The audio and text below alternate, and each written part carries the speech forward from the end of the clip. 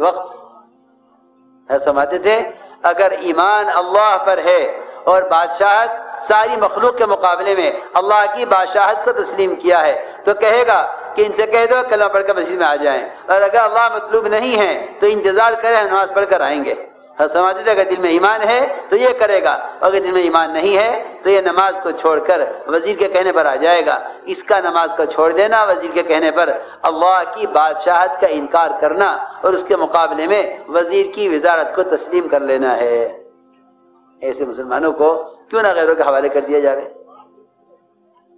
سیدھی بات میں حضرت کی بات نقل کر رہا ہوں۔ فرماتے تھے کہ مسجد کے دروازے پر پہنچا، پیچھے کسی نے آ کر کہا کہ وزیر اعظم بلا رہے ہیں، کہہ دو وزیر اعظم سے اللہ مطلوب ہے تو کلمہ پڑھ کر مسجد میں آ جائیں، اللہ مطلوب نہیں ہے تو انتظار کریں، ہم نماز پڑھ کر ملاقات کریں گے۔ فرماتے تھے اگر مسلمان اس پر دنیا پر قدم اٹھا لے، خدا کی قسم آج بھی وہ تمام شکلیں جن کا رعب ان کے دلوں میں ہے، اور یہ اللہ تعالیٰ ان کے پیروں میں جھکا کر دکھلاویں گے، ان کی خوشامد کریں گے آ کر۔ ہم نے تو اللہ کے غیر کے مقابلے میں اللہ کے غیر کو اختیار کر لیا ہے، خیر ہمیں اللہ کی ذات سے امید کرنے کا کیا حق ہے؟ اور عجیب بات ہے کہ مسلمان کوشش کر رہا ہے کائنات پر، کوشش کر رہا ہے اسباب پر، اور امید کر رہا ہے اللہ سے، امید کر رہا ہے اللہ سے،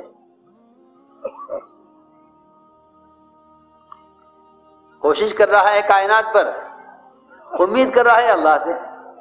آپ ذرا مجھے یہ تو بتائیں کہ جو آدمی زراعت کر رہا ہے کیا اس کو ملازمت سے ملنے کی کوئی امید ہوگی؟ کیونکہ ملازمت نہیں کر رہا، زراعت کر رہا ہے۔ جو آدمی تجارت کر رہا ہے اس کو کھیت سے ملنے کی امید ہوگی؟ نہیں۔ جو آدمی جس لائن پہ محنت کرتا ہے اس لائن سے امید رکھتا ہے۔ آپ جس دکان میں بیٹھنا چھوڑ دیں اس دکان سے نفع کی امید ہے، آمدنی کی امید ہے، یہ بند دکان سے آمدنی ہوگی؟ اللہ اکبر۔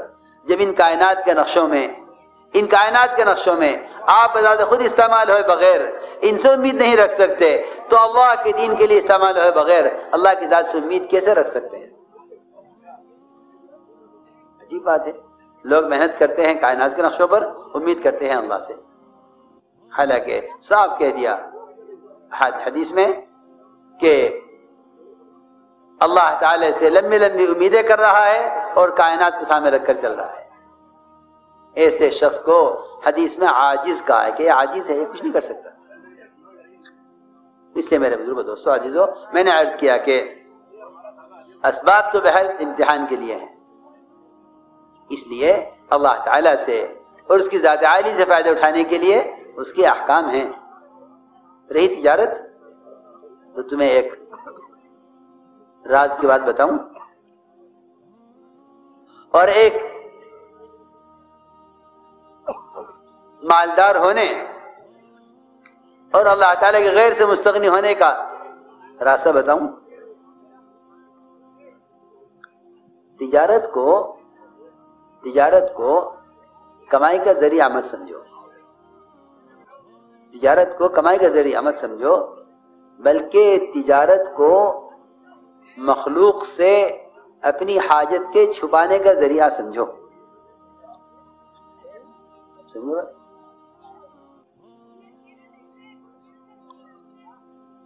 میں ضروری بات عرض کر رہا ہوں، غنی ہو جاؤ گے، صرف اتنی نیت کر لو کہ میں جو تجارت کر رہا ہوں میں اللہ سے نفع لینے کے لیے نہیں کر رہا، بلکہ مخلوق سے حاجت کو چھپانے کے لیے کر رہا ہوں۔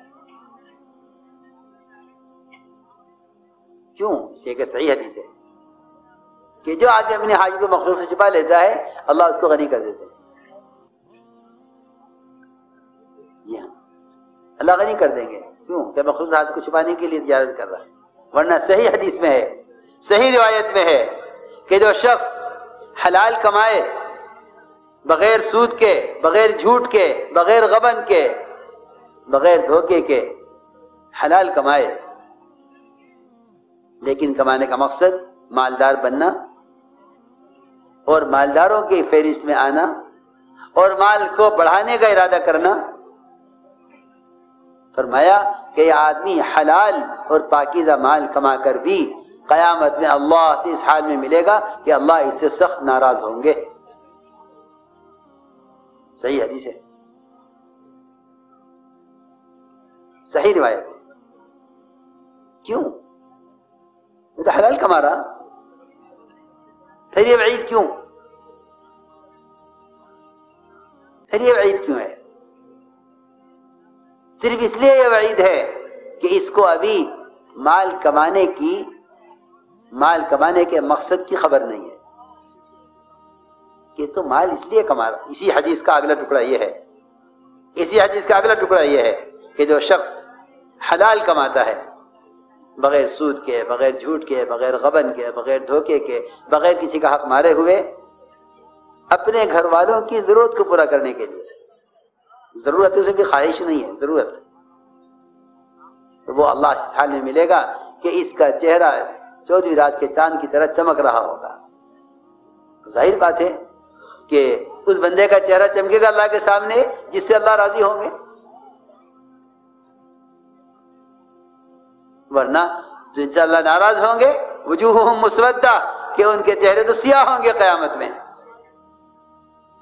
عجیب حدیث ہے کہ حلال کما کر بھی اگر مالدار بننے کے لیے, مال کو بڑھانے کے لیے تجارت کر رہا ہے تو حلال کما کر بھی اس حال ملے گا اللہ سے کہ اللہ اس سے سخت ناراض ہوں گے کہ میں نے تجھے اسباب اس لیے نہیں دیے تھے کہ تو اس سے مالدار بننے کی کوشش کرے, میں نے اسباب اس لیے دیے تھے تاکہ تو اپنی حاجت کو مخلوق سے چھپائے. کیونکہ جو آدمی کچھ نہیں کرے گا لوگ کہیں گے بھائی کہ مدد کرے, کچھ نہیں کرتے.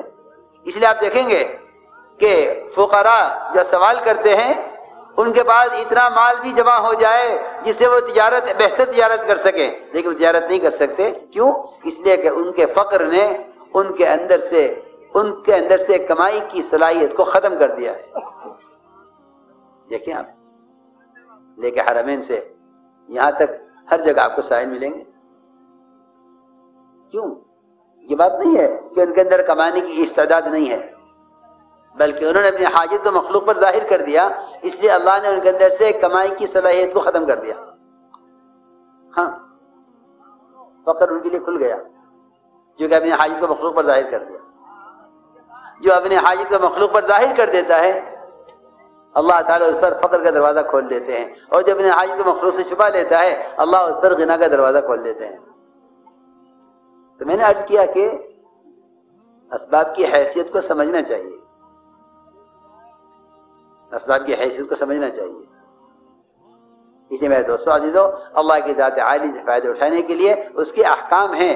تم عمل پیش کرو, تم اللہ کے سامنے عمل پیش کرو, اللہ کے سامنے عمل پیش کرو, کہ اللہ کے سامنے عمل پیش کرو. اے اللہ یہ میرا عمل ہے, یہ تیرا وعدہ ہے. لیکن آپ دیکھیں گے, میں یقین سے کہہ سکتا ہوں یہ بات, کہ 100% مسلمان اللہ کے سامنے اپنے اسباب پیش کرتے ہیں. اے اللہ یہ میری دکان ہے, تو نفع دینے والا ہے. یہ میرا زمیندارہ ہے, تو غلہ دینے والا ہے. دیکھو تو صحیح کتنے تنگ اسباب اور کتنی لامحدود قدرت. اس لامحدود قدرت کو کتنے محدود اور تنگ اور مقید اسباب کے ساتھ باندھ رہا ہے. کیا لے گئے اللہ سے, کیا لے گئے اللہ سے.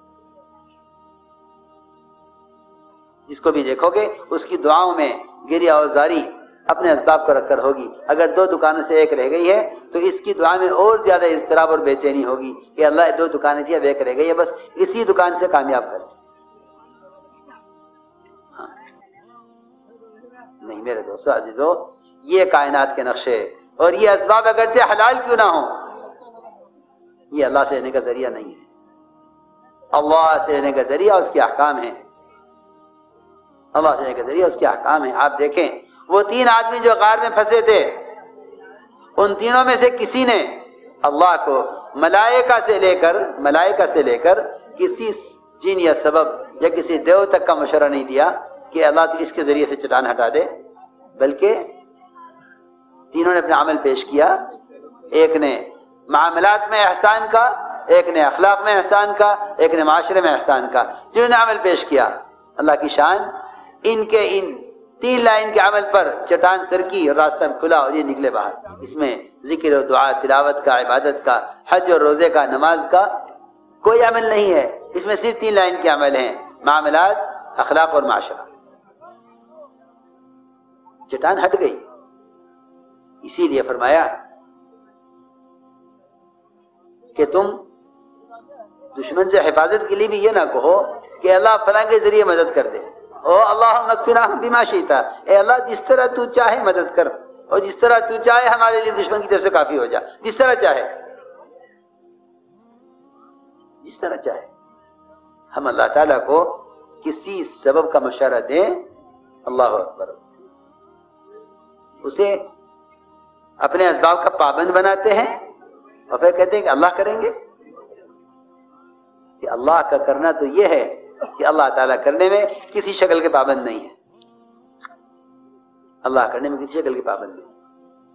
اس لیے دوستو عزیزو، بات ساری آ کر یہاں رہی کہ اللہ کی ذات عالی سے فائدہ اٹھانے کے لیے اس کے احکام اصل ہیں، کائنات اصل نہیں ہے، کائنات اصل نہیں ہے۔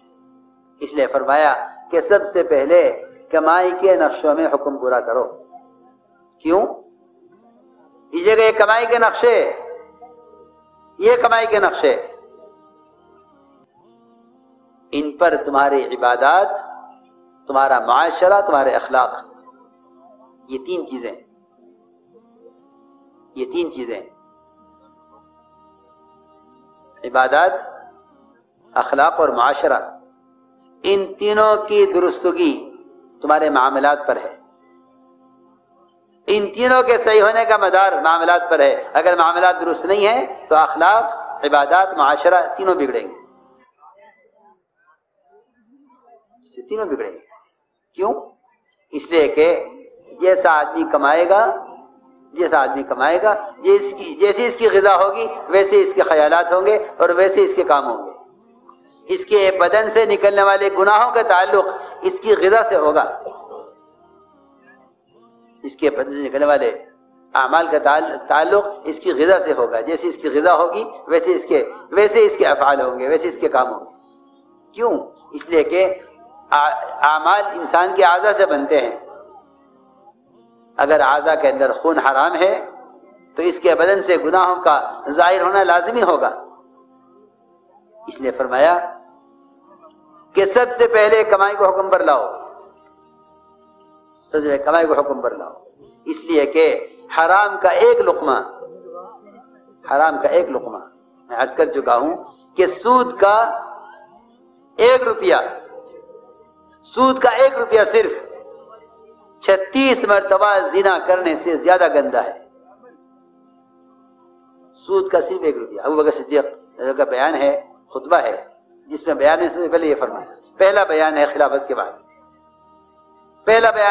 کے بعد، جس میں یہ فرمایا کہ سود کا 1 روپیہ 36 مرتبہ زنا کرنے سے زیادہ گندہ ہے۔ اور پھر آگے فرمایا کہ ایک مسلمان کی آبرو ریزی اور ایک مسلمان کو رسوا کرنے کی کوشش کرنا 36 مرتبہ زنا کرنے سے زیادہ برا ہے۔ میں سوچتا ہوں، میں نے کہا آج کل جو لوگوں میں ساتھیوں کی کمزوریوں کو بیان کرنے اور غیبتیں کرنے کا معمول چلا ہے، کاش انہیں کوئی بتلا دے کہ تم 36 مرتبہ زنا کرنے سے زیادہ گندا کام کر رہے ہو۔ اس لیے کہ میں یقین کے ساتھ کہہ سکتا ہوں کہ زنا کرنے والے کی کیا زنا کا گناہ اتنا بڑا نہیں ہے جتنا اس زنا کی خبر کرنے والے کا گناہ بڑا ہے۔ وہ تو زنا کر کے توبہ سے اپنا اللہ کا معاملہ درست کر لے گا، لیکن خبر کرنے والا، اس کے پاس اللہ سے معافی لینے کا کوئی ذریعہ نہیں ہے سوائے اس کے کہ یہ غیبت کرنے والے سے جا کر معافی مانگ کر اپنی غیبت کو معاف کرائے۔ اس کے علاوہ کوئی راستہ معافی کا نہیں ہے۔ کوئی معمولی بات نہیں ہے کہ آدمی جو چاہے بول دے۔ اس لیے فرمایا کہ 1 روپیہ سود کا 36 مرتبہ زنا کرنے کے برابر، اور ایک مسلمان کو رسوا کرنا یا اس کے کسی عیب کو ظاہر کرنا لوگوں پر، یہ 36 مرتبہ زنا کرنے سے زیادہ گندا کام ہے۔ اس لیے میں عرض کر رہا ہوں کہ کمائی کو حکم پر لاؤ تاکہ خون صاف ہو۔ آپ جانتے ہیں جن کے گردے کام نہیں کرتے ان کے خون کی ڈائلیسس ہوتی ہے کہ ان کے خون کو مشین سے گزارا جاتا ہے۔ جب انسان کے بدن کو صحیح رکھنے کے لیے اس کے خون کا اتنا پاک ہونا ضروری ہے، تو پھر انسان کے بدن سے عبادت کے ظاہر ہونے کے لیے اس کے خون کا پاک ہونا اور اس خون کے پاک ہونے کے لیے آمدنی کا پاک ہونا کتنا لازم ضروری ہوگا۔ فرماتے تھے خیالات موتی ہیں، دیکھو عجیب بات فرماتے تھے کہ جیسا اس کا لقمہ ہوگا، ویسے اس کے خیالات ہوں، جیسے لقمہ ہوگا ویسے خیالات ہوں۔ فرماتے تھے کہ لقمہ سمندر ہے، خیالات اس کے موتی ہیں، جتنا صاف پانی ہوگا اتنے صاف موتی ہوں گے، جتنا اچھی غذا ہوگی اتنے اچھے خیالات بھی ہوں گے۔ ورنہ آدمی اپنے دماغ سے گناہوں کو سوچتا ہے اور پھر اعضاء سے ان گناہوں کو کرتا ہے۔ یہ گناہ ایسے نہیں ہو رہے ہیں، لوگ کہتے ہیں ہم گناہ سے بچنا چاہتے ہیں لیکن بچا نہیں جا سکتا، کہ کیوں بچا جائے گا؟ تیری آنکھ حرام کو دیکھے گی کیونکہ تیری آنکھ کی باریک رگوں میں یہی حرام کا خون دوڑ رہا ہے۔ اس لیے فرمایا کہ سب سے پہلے کمائیوں کو حکم پر لاؤ، کمائی کو حکم پر لاؤ تاکہ معاملات سے معاشرہ، اخلاق، عبادات تینوں لائنیں درست ہو جائیں۔ ان سب کا مدار معاملات پر ہے۔ اس لیے فرمایا کہ کمائیوں کو حکم پر لاؤ۔ میں نے عرض کیا تھا کہ یہ اسباب یہ محض